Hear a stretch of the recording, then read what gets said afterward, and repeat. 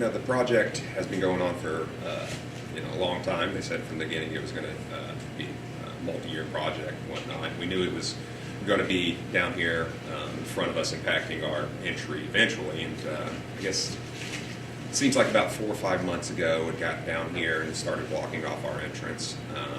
And so there at the beginning we probably felt a little bit of the impact as far as some customers seeing, not being able to come straight down Main Street and turn right in.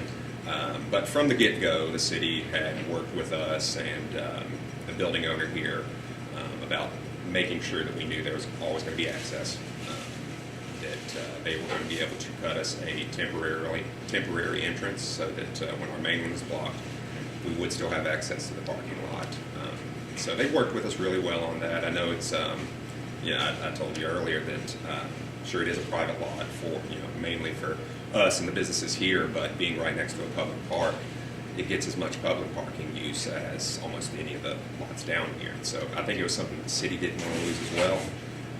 And so, like I said, a little bit of impact at the beginning, but educating your customers on ways to get in, that they would always be able to get here. Once we got into the holidays kind of thing, we really didn't feel much of it. People were still getting in here, getting to the park, and getting to us. Did y'all have any sort of delivery issues, with bringing stuff in, that sort of thing? No, we still got them. Yeah. Our delivery drivers, tough to navigate through a lot of these roadblocks with those big trucks. And so they were probably a little more perturbed having to walk a little bit further, but, they got it here, and, it was really an issue for us. Yeah. And, you talked about kind of the communication with the city and that sort of thing. What was that relationship like during this process? How communicative were they? It was really good. I mean, early on in the project, my landlord, the building owner here, he was able to, I kind of let him take the lead on getting in contact with the city. And through that, I was able to get direct contact with the project manager. So if there were any issues, I was able to get a hold of him. If I wasn't able to get a hold of him, then I did go through Downtown Kingsport Association. They were a great resource that if we did have any issues, we could reach out to them, and they would take care of it or figure out, get the information that I needed. You just kind of had to plug those resources to, make things work.